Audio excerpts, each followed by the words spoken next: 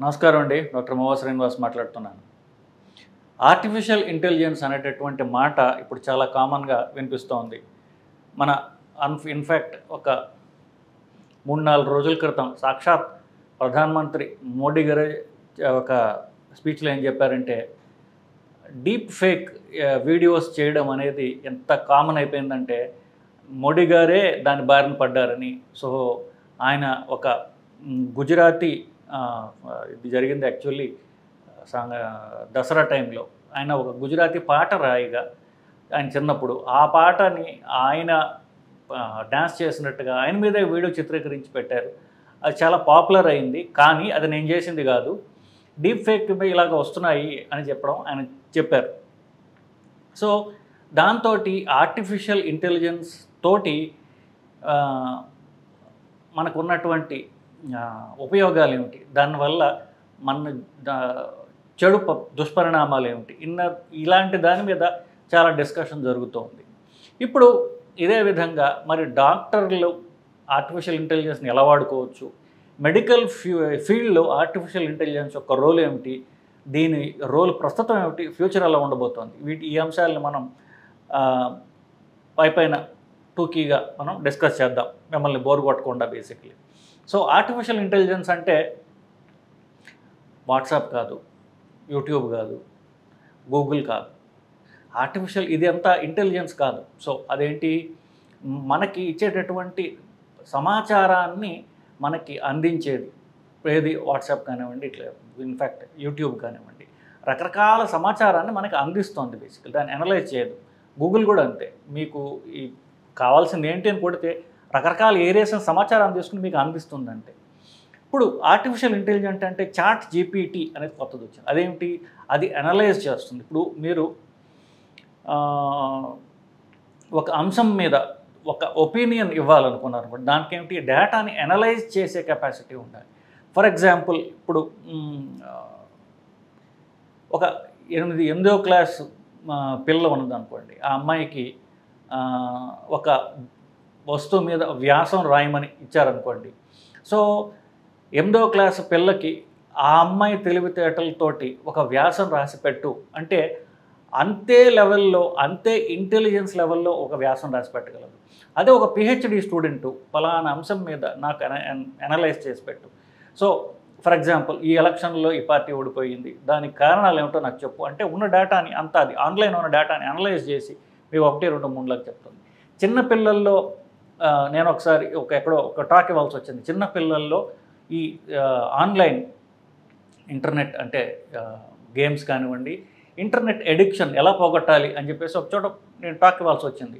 So నేను chat జీపీటీలో అడిగాను, చిన్నపిల్లల్లో ఇంటర్నెట్ ఎడిక్షన్ పోగొట్టడం ఎలా అంటే, అది చక్కటి ఒక 10-11 పాయింట్స్లో చక్కటి బ్యూటిఫుల్గా ఈ అనలైజ్ చేసి ఈ పాయింట్లతో మీరు మాట్లాడండి అని చెప్పేసి నాకు ఇవ్వడం జరిగింది. సో అది అనాలిసిస్ చేసేటటువంటి ఒక ఇంటెలిజెన్స్ ఉన్నటువంటి ఒక ఆన్లైన్ టూల్ అది. సో చాట్ జీపీటీ అని.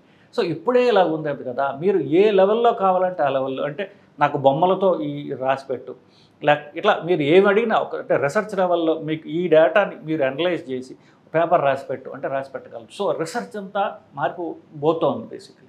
చాట్ జీపీటీ ఇప్పుడే ఇలా ఉంది కదా, మరి ఫ్యూచర్లో ఎలా ఉంటుంది, ఈ ఆర్టిఫిషియల్ ఇంటెలిజెన్స్ యొక్క టూల్స్ మెడికల్ ఫీల్డ్లో వైద్య రంగంలో ఎలా ఉంటుంది అని మనం అనుకుందాం. వైద్య రంగంలో కొన్ని రకాల బ్రాంచెస్ ఉన్నాయి. ఆ బ్రాంచెస్ ఏంటంటే జస్ట్ డేటా చూసి ఇంటర్ప్రిట్ చేయాలి. ఫర్ ఎగ్జాంపుల్ ఇప్పుడు రేడియాలజీ ఉంది, ఎక్స్రే చూసి ఎక్స్రేలో ఏముందో చెప్పాలి, సిటీ స్కాన్ ఫిల్మ్ చూసి సిటీ స్కాన్ ఫిల్మ్లో ఏముందో చెప్పాలి, అలాగే ఎంఆర్ఐ ఏముందో చెప్పాలి. అల్ట్రాసౌండ్ ఇమేజెస్ కనుక ఏదైనా ఒకసారి అల్ట్రాసౌండ్ ఇమేజెస్ కనుక మనం ఫీడ్ చేస్తే ఆ అల్ట్రాసౌండ్ వీడియోలు చూసి దీంట్లో ఏముంది, ఏది లేదు, తప్పు ఏమిటి, నార్మల్గా ఉందా, జబ్బు ఉందా, ఏం జబ్బులు ఉన్నాయి, ఇలాంటిది చెప్పడం అనేది ఒక రేడియాలజీ ఫీల్డ్. సో దీనిలో ఏంటి, బేసికలీ ఇమేజెస్ వీడియోలు ఉంటాయంటే ఆ ఇమేజెస్ చూసి వాళ్ళు చెప్పాలి. సో ఆల్రెడీ జబ్బు ఉన్నటువంటి ఇమేజెస్ కనుక మనం దానికి ఫీడ్ చేసి పెట్టినట్టయితే దాంతో ఇది కంపేర్ చేసుకొని యాక్యురేట్గా, సో ఈ ప్రాబ్లం ఈ వీడియో ఉన్న వాళ్ళకి, లేకపోతే ఈ అల్ట్రాసౌండ్ ఉన్న వాళ్ళకి, ఈ సిటీ స్కాన్ ఉన్న వాళ్ళకి ఈ ప్రాబ్లం ఉంది అని చెప్పగలదు. అట్లాగే ఇమేజెస్తో ఉన్నటువంటి ఫీల్డ్స్ కొన్ని ఉన్నాయి. ఒకటి నేను చెప్పినట్టుగా రేడియాలజీ అనేది, 2 పెథాలజీ. పెథాలజీ అంటే ఆపరేషన్ చేసిన తర్వాత ఈ జబ్బు ఉన్నదా లేదా అని చెప్పేసి ఆ జబ్బు యొక్క ఆర్గాన్ ఉన్నటువంటి చిన్న మొక్క పరీక్ష పంపిస్తారు, వాళ్ళు మైక్రోస్కోప్లో చూస్తారు, అది కూడా ఇమేజ్. సో ఇప్పుడు నాకు పాత జబ్బు ఉన్నటువంటి ఇమేజ్ దానికి ఉంటుంది, కొత్తది ఉంటుంది, ఈ రెండు బేరీజ్ వేసి చూసుకుని ఇప్పుడు జబ్బు ఉన్నదా లేదా అని చెప్పగలదు. అలాగే డెర్మటాలజీ, చర్మం డిపార్ట్మెంట్ చర్మం చూసి చెప్పాలి. సో ఆల్రెడీ చర్మం జబ్బు ఉన్నటువంటి ఫోటోలు దాని మెమరీలో ఉంటే ఆ ఫోటోతోటి ఆ జబ్బు ఉన్నటువంటి ఇమేజ్ తోటి ఇది కంపేర్ చేసి చెప్పగలరు. సో ఇట్లాంటి కొన్ని ఫీల్డ్స్లో, ఆపరేషన్స్ లేని ఫీల్డ్స్, ప్రొసీజర్స్ లేని ఫీల్డ్స్లో, డయాగ్నోస్టిక్ ఫీల్డ్స్లో ఇది చాలా చాలా ఉపయోగపడుతుంది. ఎందుకు? జస్ట్ డేటా అనలైజ్ చేసి ఈ ప్రాబ్లం ఉంది, ఈ ప్రాబ్లం లేదు అని చెప్పగలిగేటటువంటి ఇంటెలిజెన్స్ ఉంటుంది. దీంతో మనకి అడ్వాంటేజ్ ఏంటి? డాక్టర్లకి, మనుషులకి కొన్ని వర్కింగ్ అవర్స్ ఉంటాయి.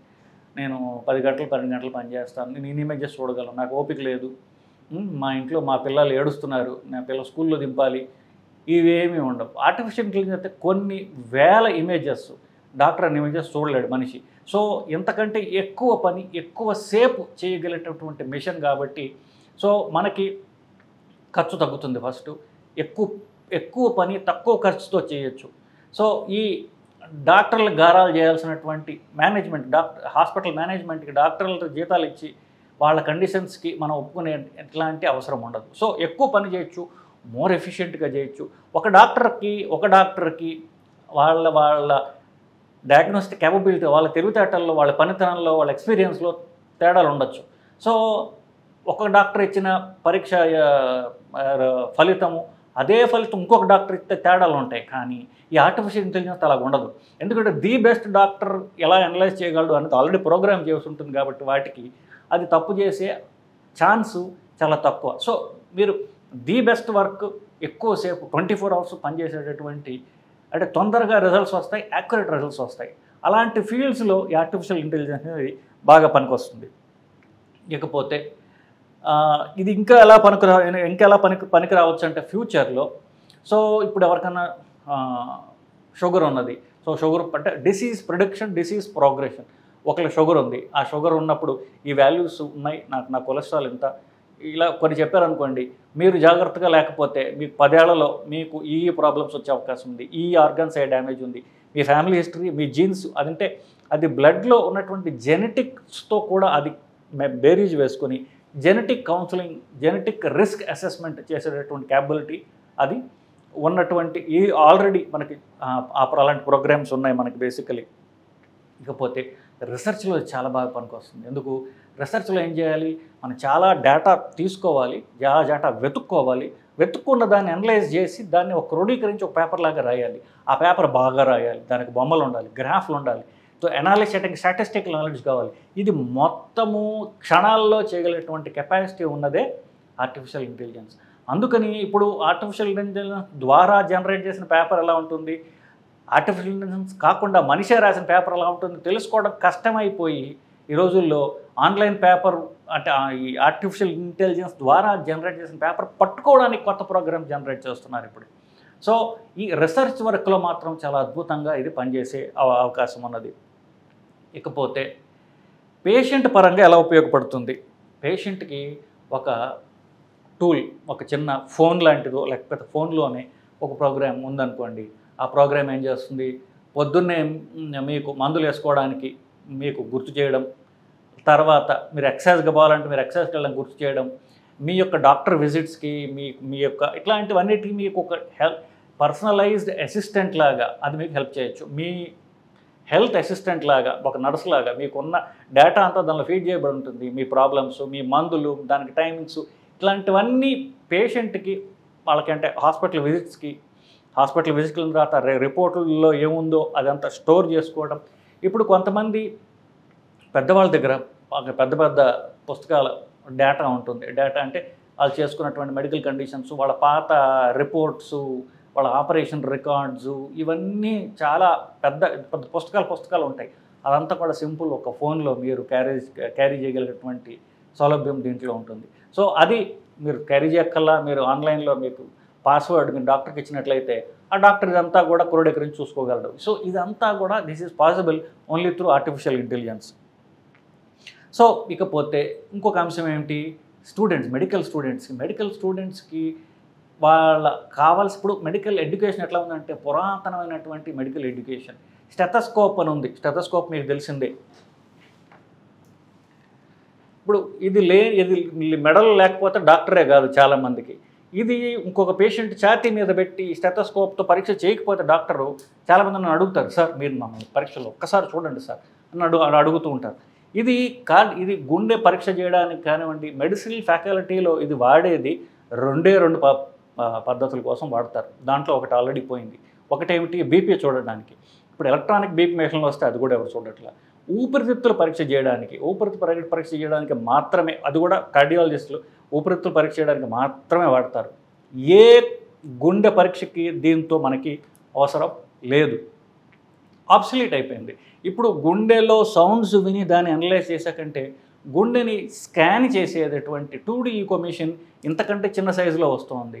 అది ఫోన్కి అటాచ్ చేసి ఉంటుంది. జస్ట్ కార్డుతో ఫోన్కి అటాచ్ చేయడమే. ఇప్పుడు మన పవర్ బ్యాంక్ లాగా జస్ట్ ఫోన్కి అటాచ్ చేయడం, ఆ ప్రోబ్తో పెట్టి గుండె పరీక్ష చేసేయటం, చాలా సింపుల్.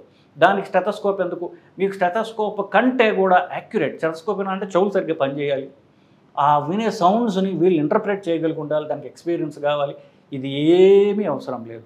దానిలో పెట్టి గుండె స్కాన్ డైరెక్ట్గా చేసేయచ్చు కదా. సో అది ఈజీగా క్యారీ చేసేటప్పుడు ఇంతకంటే better technology, more accurate technology ఉన్నప్పుడు స్టెథోస్కోప్ ఆబ్సలీట్, స్టెథోస్కోప్ పడాల్సిన అవసరమే లేదు బేసికలీ.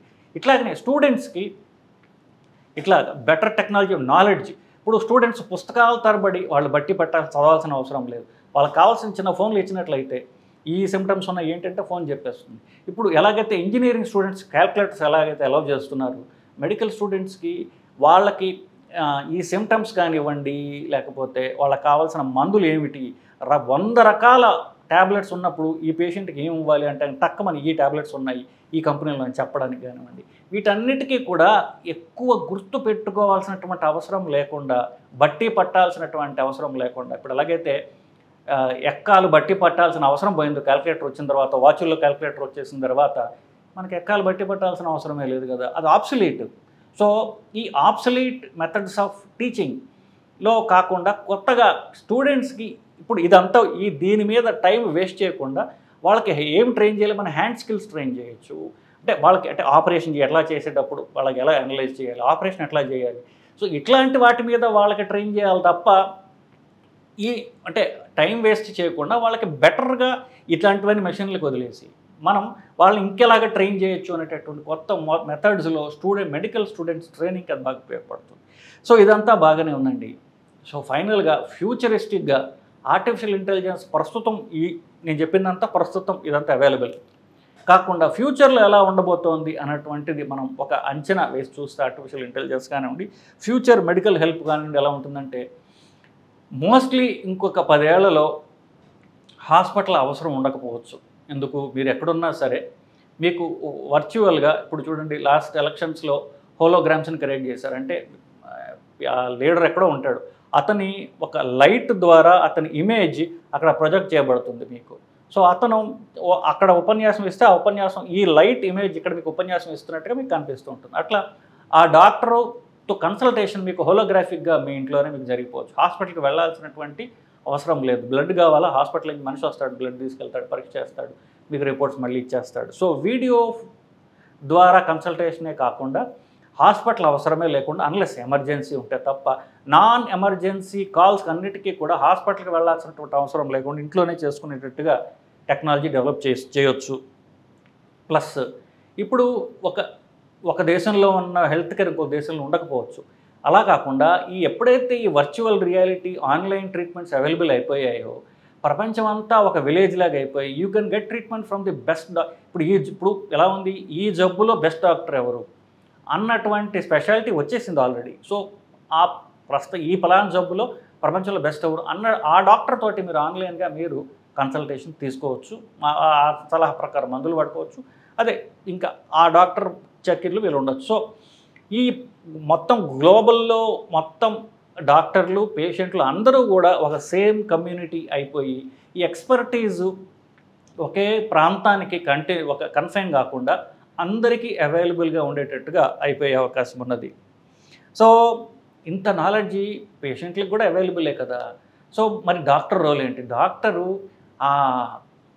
ఆన్లైన్ ఉన్నటువంటి నాలెడ్జ్ని కాస్త పేషెంట్కి అర్థమయ్యే రీతిలో చెప్పడానికి ఒక గైడ్ లాగా మాత్రమే మిగిలిపోతాడు. ఒక ఫిజిషియన్ రోల్ అంటే ఇప్పుడు మీరు మామూలుగా మీరు చూసే ఫిజిషియన్ రోల్ అయితే అతను పిల్లి డాక్టర్తో మాట్లాడి మీ సందేహాలని డాక్టర్కి చెప్పి ఆ సమాధానాలు పొందడం, ఏవో మందులు రాస్తాడు, పరీక్షలు రాస్తాడు, ఇవన్నీ కూడా ఫేస్ టు ఫేస్ డాక్టర్తో మాట్లాడిన అవసరం లేదు. ఇవన్నీ కూడా మీ ప్రశ్నలకి సమాధానాలు ఆన్లైనే ఉంటాయి, ఆన్లైన్ దొరుకుతాయి మీకు అన్నీ కూడా. యాక్యురేట్ ఇన్ఫర్మేషన్ ఆన్లైన్ దొరుకుతుంది. మీకు అర్థమయ్యే భాషలో మీ లెవెల్లో మీకు అర్థమయ్యేలాగా చెప్పేటటువంటి టూల్స్ వచ్చేస్తాయి. అప్పుడు ఆ ప్రశ్నలు అడగడానికి మీరు డాక్టర్ దగ్గరికి వెళ్ళి గంటల తరబడి వెయిట్ చేయాల్సినటువంటి అవసరం లేదు. మీ ఫోన్లోనో మీ ట్యాబ్లోనో ఇవన్నీ మీరు పొందగలరు. డాక్టర్తో క్రాస్ చెక్ చేసుకోవడానికి మాత్రం డాక్టర్ రోల్ ఉంటుంది, అంతకంటే డాక్టర్ రోల్ ఉండదు. బేసికలీ ఒకే ఒక్క సింగిల్ డివైస్ తోటి మీ హోల్ మెడికల్ డేటా, మీ పరీక్షలు, మీ పాత డేటా, మీ మొత్తం ఒక డిజిటలైజ్డ్ పర్సనల్ హెల్త్ అసిస్టెంట్ లాగా ఒకటి మీకు వచ్చేస్తుంది, ఒక రోబో లాగా వచ్చేస్తుంది. అదే మీకు అంటే మీ మందులు గుర్తు చేయడం, మీకు మందులు వేయడం కానివ్వండి, మీ పరీక్షలు గుర్తు చేయడము, ఇవన్నీ కూడా ఒక హ్యాండ్ హెల్డ్ డివైస్ ద్వారా మీకు మొత్తం అంతా, అది ఇన్ఫ్యాక్ట్ ఫోన్లోనే ఉండొచ్చు కూడా. సో ఆల్రెడీ ఇప్పుడు యాపిల్ ఫోన్లో చాలా ఉన్నాయి ఇవన్నీ కూడా. సో యాపిల్ ఫోన్ అంటే ఐఫోన్లో. సో ఇట్లాంటివి కాకుండా ఒక ప్యూర్ మెడికల్ డివైస్ కూడా వచ్చే ఒక, ఇప్పుడు యాపిల్ వాళ్ళు ఒక కొత్త వాచ్ పెట్టారు. ఆ వాచ్లో ఏంటి, మీకు ఈసీజీ వచ్చేస్తోంది. నెక్స్ట్ ఫ్యూచర్లో మేబీ 1 ఇయర్లోనే యాపిల్లో గ్లూకోజ్ చూసేది, యాపిల్ వాచ్లో గ్లూకోజ్ స్కాన్ చేసి ఏ క్షణం కావాలని ఆ క్షణం అది గ్లూకోజ్ చెప్పేది ఉంది, బీపీ చూసేస్తుంది. ఇవన్నీ యాపిల్ వాచ్లోనే వచ్చేస్తున్నాయి కదా. సో అట్లాగే ఒకే డివైస్లో మొత్తం మీ హెల్త్ అంతా రికార్డ్ చేసి అది మీ హెల్త్ అసిస్టెంట్లో పనిచేసే డివైసెస్ వచ్చేస్తాయి. ఇకపోతే మరి డాక్టర్ల రోల్ ఏంటి? డాక్టర్లు వీటన్నిటికి తప్పుకోవచ్చు. వాళ్ళ టైము ఇంకా ఇంటెలిజెంట్వి ఏమన్నా ఉంటే, అంటే ప్రొసీజర్స్ చేయడం కానివ్వండి, చిన్న చిన్న ప్రొసీజర్స్, ఇంజెక్షన్ చేయడం, లేకపోతే బ్లడ్ శాంపుల్స్ తీయడం కానివ్వండి, ఇక్కడ మొదలు పెట్టుకొని, అంటే నర్సెస్ చేసే పనులు అక్కడి నుంచి మొదలు పెట్టుకొని ప్రొసీజర్స్ చేయడానికి ఈ రోబోటిక్స్కి ఉన్నటువంటి ఇంటెలిజెన్స్ ప్రస్తుతం సరిపోదు. At least in the next at least ఒక 50 ఇయర్స్లో రాకపోవచ్చు. హ్యూమన్ ఇంటెలిజెన్స్కి ఉన్నటువంటి అంత తెలివైనటువంటి రోబోట్స్ రాకపోవచ్చు. కాబట్టి ప్రొసీజర్స్ చేసే దాంట్లో మాత్రం ఈ మనుషులు ఉండి రోబోట్స్ యొక్క హెల్ప్ తీసుకొని, ఈ యొక్క మనుషులు రోబోట్స్ కలిసి ఒక హెల్త్ టీమ్స్ లాగా ఫార్మ్ అయ్యి, ఇప్పుడు ఈ ఆపరేషన్లు పెద్ద పెద్ద ఆపరేషన్ చేసేటప్పుడు రోబోట్స్ చేస్తే కానీ దాన్ని కంట్రోల్ చేసేటటువంటి తెలివితేటలు మనిషికి ఉంటాయి. సో మనిషి కంట్రోల్ చేసి రోబోట్స్ తోటి ఆపరేషన్ చేయించేటటువంటి హైబ్రిడ్ టీమ్స్ ఫ్యూచర్లో నియర్ ఫ్యూచర్లోనే ఇవి వచ్చేసే అవకాశం ఉన్నది. సో ఇంకా ఏమిటి, ఇప్పుడు ఎండోస్కోపీ చేయాలనుకోండి, ఇప్పుడు క్యాప్సూల్ ఎండోస్కోపీ వచ్చిందంటే ఒక పెద్ద క్యాప్సూల్ లాగా ఉంటుంది. మీరు మింగారు అనుకోండి, అది నోట్లోంచి మొత్తం పేగుల్లో చూసి కిందకి వెళ్ళిపోతుంది. సో అది కిందకి వెళ్తున్నప్పుడు అది మొత్తం ఎలా ఉంది చుట్టుపక్కల అంతా రికార్డ్ చేసేస్తుంది. అది దాన్ని క్యాప్సూల్ ఎండోస్కోపీ అంటున్నారు. ఆల్రెడీ అవైలబుల్ హైదరాబాద్లోని. అట్లాగా నానో రోబోటిక్స్ అని వస్తాయి. రక్తనాళాల్లో దూరి ఎక్కడైతే బ్లాక్స్ ఉంటారో అదంతా కొరికేస్తుంది అది. సో రక్తనాళాన్ని క్లీన్ చేసేస్తుంది. అట్లాగే పేగుల్లో ఉన్నటువంటి మలినం జబ్బులు ఏమైనా క్లీన్ చేస్తుంది. ఎక్కడైనా క్యాన్సర్ ఉన్నట్లయితే కనుక ఇది పోయి రక్తనాళాల్లో ఉన్నటువంటి క్యాన్సరస్ టిష్యూని తినేయచ్చు, క్యాన్సర్నే తినేసేటువంటి నానో రోబోట్స్ రావచ్చు. ఇట్లా నానో రోబోటిక్స్ అనేటువంటిది this is the future of medicine. ఈ నానో అంటే చాలా చిన్న, ఇప్పుడు మేము అల్ట్రాసౌండ్ చేస్తాం, ప్రస్తుతం ఉన్న టెక్నాలజీలో నేను చేసేది. సో 1 మిల్లీమీటర్ అల్ట్రాసౌండ్ ప్రోబ్ రక్తనాళం లోపలికి పంపించి నేను చూస్తున్నాం. అదే ఇంకా చిన్న సైజ్ అయిపోయి మనమేం చేయగలం, చిన్న బొమ్మను వదిలితే అదే రక్తనాళానికి వెళ్ళిపోయి అంతా అది స్కాన్ చేసేసుకొని మనకు చెప్తుంది అంతా. ఒక్కొక్కసారి బ్లాక్స్ అన్న ఉంటే అది క్లీన్ చేసేసుకుంటుంది. ఇట్లాంటి ఎగ్జైటింగ్ దీన్ని నానో రోబోటిక్స్ అంటారు. అంటే రోబోటిక్స్ని వెరీ చిన్న చిన్న సైజెస్లో ఉన్నటువంటిది. ఇంకొక అద్భుతమైనటువంటిది ఏంటంటే, చాలా పెద్దవాళ్ళకి, అంటే నడవలేకపోతున్న వాళ్ళు, జబ్బులుండి పక్షవాతం వచ్చి కాళ్ళు చేతులు పనిచేయని వాళ్ళు, లేకపోతే యాక్సిడెంట్స్ అయ్యి కాళ్ళు చేతులు లేని వాళ్ళు, లేకపోతే జబ్బులతో కాళ్ళు చేతులు లేని వాళ్ళు, వీళ్ళకి ప్రాస్థెటిక్స్ అనేటటువంటిది ఆల్రెడీ ఎగ్జైటింగ్ ఫీల్డ్ అది. సో ఏంటి, సో మీకు కాళ్ళు లేదు, ఒక ఆల్మోస్ట్ నార్మల్ కాళ్ళలాగా లేదా అంతకంటే తెలివైన కాళ్ళలాగా మీకు కాళ్ళు అమర్చబడుతుంది. సో మీకు ఒక కాలు చేయి సరిగ్గా పనిచేయట్లా, ఆ ఆర్టిఫిషియల్ కాలు చేయి మీరు దానికి ఒక అపెండేజ్ లాగా రావచ్చు, లేకపోతే పూర్తిగా అదే రావచ్చు. సో ఇట్లాంటివి ప్రాస్థెటిక్స్ అనేటువంటి చాలా ఎగ్జైటింగ్ ఫీల్డ్. సో అంతేకాకుండా కంటి చూపు తగ్గిపోతుంది అనుకోండి, మీకు కంటి చూపు ఎన్హాన్స్ చేయడం ఎట్లా, మీ చెవు వినపడం తగ్గిపోతే దాన్ని ఎన్హాన్స్ చేయడం ఎట్లా, ఇవన్నీ కూడా ప్రాస్థెటిక్స్ అంటారు. ఇది రోబోటిక్స్కి కొంచెం పక్కన ఉన్నటువంటి ఫీల్డ్. మెడికల్ రోబోటిక్స్లో ఇది ఎగ్జైటింగ్ ఫీల్డ్. ఇది కొంచెం వెనకబడి ఉంది. ఇది పూర్తి స్థాయి రావడానికి ఒక 50-60 ఏళ్ళు పట్టచ్చు. దాని తర్వాత మనం ఇప్పుడు గూగుల్ లెన్స్ అని వచ్చింది చూసారా, అది స్టార్టింగ్ పాయింట్ అనమాట. అక్కడి నుంచి సో గూగుల్ లెన్స్ పెట్టుకుంటే మీకు మొత్తం అంతా మీ కళ్ళజోళ్ళు చెప్తూ ఉంటుంది, అంతా మీ ఫోన్ అంతా మీరు కళ్ళజోళ్ళు యాక్సెస్ చేయొచ్చు. అలాగే సర్జన్స్కి లేకపోతే ఇప్పుడు దృష్టి లోపం ఉన్న వాళ్ళకి కానివ్వండి, కనిపించినటువంటి వాళ్ళకి ఎలా ఎన్హాన్స్ చేయాలి, వాళ్ళకి చుట్టుపక్కల ఉన్నది వాళ్ళకి చూపు లేని వాళ్ళకి ఎట్లా ఆర్టిఫిషియల్ ఇంటెలిజెన్స్ ద్వారా వాళ్ళ బ్రెయిన్లో ఎలా చూపించవచ్చు, ఎలా వినిపించవచ్చు, ఇట్లాంటివన్నీ కూడా ప్రాస్థెటిక్స్ అనే కొత్త technology. So this is going to be the future of medicine in the near future. దీనికోసం మీరు ఆల్మోస్ట్ నేను నా జీవితకాలంలోనే ఇవన్నీ చూస్తాను అనేటటువంటి నమ్మకం నాకుంది. సో నెక్స్ట్ 20 yearsలో ఇవన్నీ రాబోతున్నాయి. సో పూర్తిగా ప్రాస్థెటిక్స్ కొంచెం టైం పట్టచ్చు, కానీ మిగతావన్నీ కూడా అట్లీస్ట్ 20 ఏళ్ళు వస్తుంది. ఒకటండి, ప్రపంచంలో డెఫినెట్గా గ్రోత్ ఉన్నటువంటి field medical field. So doctor అనేవాడు ఎప్పటికీ ఉంటాడు. జబ్బు అనేటువంటిది మనిషికి ఉన్నంత ఉంటుంది, తప్పదు. మనిషి అంతా జబ్బు ఉంటుంది. జబ్బు ఉన్నంతకాలం డాక్టర్ ఉంటాడు. డాక్టర్ ఉన్నంత కాలము మెడికల్ ఫీల్డ్లో రీసెర్చ్ ఇది నిరంతరంగా జరిగేటటువంటి ఫీల్డ్. ఇది గ్రోత్ ఖచ్చితంగా ఉన్నటువంటి ఫీల్డ్. ఎట్టి అనుమానం లేదు. టెక్నాలజీ, రీసెర్చ్ మెడికల్ ఫీల్డ్లో తప్పనిసరిగా ఉంటుంది. ఎటుపక్క వెళ్తోంది అనేటటువంటి ఒక అంచనాను మాత్రం మనం వేయగలుగుతున్నాం ఇప్పుడు. సో ఇది మీకు చాలా ఇంట్రెస్టింగ్గా ఉందని నేను ఆశిస్తానండి. ఇంకా మంచి టాపిక్స్తో మళ్ళీ కలుద్దాం. నమస్కారం.